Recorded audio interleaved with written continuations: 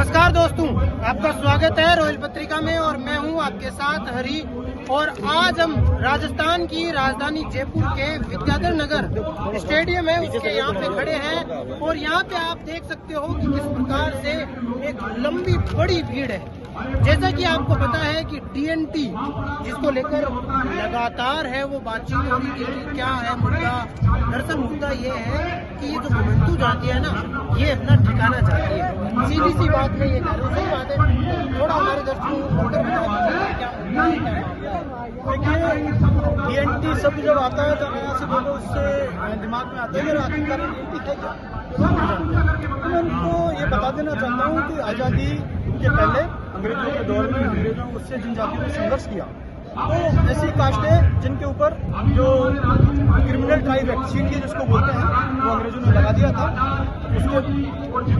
उसके बाद पंडित जवाहरलाल नेहरू की जब सरकार आई तो 1952 में पंडित नेहरू ने ये सीटीए हटाने का काम किया। देश तो आज़ाद हो गया साहब, लेकिन हमको अभी तक क्रिमिनल मान लिया गया।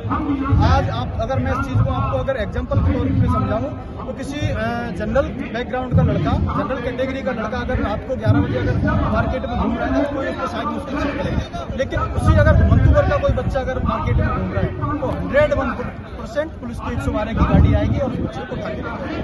तो आज़ादी मिली कहाँ? जिस व्यक्ति को बोलने की आज़ादी नहीं।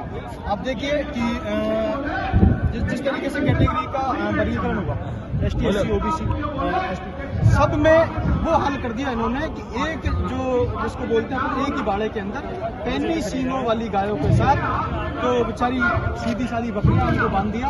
अब चारा एक जैसा डाला गया, पैनी गायों ने सींगों से मार मारी बकरियों की बाड़े से बाहर। अच्छा, ये तो है कि मुख्य मांगे क्या है? जेल भरो आंदोलन हो गया, पाली में बहुत आंदोलन है, मांगे अब तक नहीं मानी गई। ऐसी क्या मांग कर रहे हो आप जो मानी नहीं जा रही है? अगर main demand is only 10% reservation. हमारा एक ही मांग है मेन तो कि हमें 10% आरक्षण का चाहिए। अभी हमसे पूछते हैं कि भाई मांग क्यों नहीं मानी गई? मानने नहीं मानने का तो आप जानते हो सकता है कि हमारी ताकतें थोड़ी कमजोर रही है, लेकिन मौसम अच्छा है। मैं आपको कह देता हूँ कि फाइनल की शाम के आज वो ताकत पालराई से दोगुनी ताकत लेके हम लोग यहाँ बैठे हैं पूरे प्रदेश में घूम के, और आज वापस भजनलाल शर्मा की छाती पे आके बैठे हैं।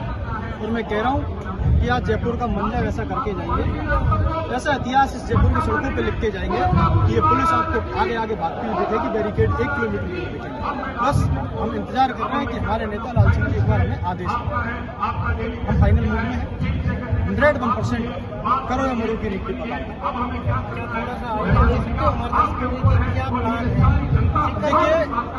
देखिए प्लान तो भजनलाल शर्मा जी की कुर्सी को यहीं लाके बैठने का है, और अभी वो गैर संवैधानिक हो जाता है मानता है, इसलिए नहीं तो अभी आदेश हमारी समिति करेगी उस रास्ते करोड़ की तरफ या फिर सीएम हाउस की तरफ? सीएम हाउस की तरफ जाने का लिए कह दिया है शेर सिंह योगी ने कि अगर थोड़ी देर और इंतजार कीजिए हम सीएम हाउस की तरफ जा सकते हैं। एक और हमारे साथी कुछ लोग हैं, इनसे बातचीत कर लेते हैं। ऐसा बहुत करने दीजिए, मांगे पूरी नहीं हो रही है। ये जो सरकार है भजनलाल की पर्चीवाड़ी सरकार है, ये सरकार बिल्कुल निकली सरकार है। ये गरीबों को, दबे कुचले लोगों को बिल्कुल भी उठने नहीं दे रही। अभी जो यहाँ आंदोलन हो रहा है, ये आंदोलन मतलब कोई भीख में तो मांग नहीं रहे, उनसे लड़ाई लड़ रहे हैं, काफी दिनों से लड़ाई लड़ रहे हैं, रोडों पे लड़ाई लड़ रहे हैं, कई आंदोलन कर रहे हैं। तो इस चीज पे सरकार को मैं तो ये कहना चाहूंगा कि इस भजनलाल सरकार को ये देखना चाहिए कि ये जो सरकार है इनकी बेचारी, इस सरकार की जो मांग है इस पर हमें ध्यान देना चाहिए और इनकी जो मांगे है वो पूरी करनी चाहिए। जी बिल्कुल।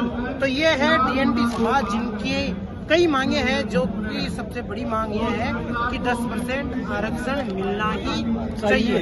इसके अलावा शेर सिंह योगी जो हमारे साथ अभी थे, उन्होंने एक बड़ी बात कह दी है कि अगर मांग नहीं मानी गई तो आज आर पार की लड़ाई में उतारू है और हो सकता है कि सीएम की कुर्सी भी हिल जाए। बिल्कुल। तब अब देखने वाली बात यह है कि मांगे मानी जाती है या फिर कुर्सी हिलती है।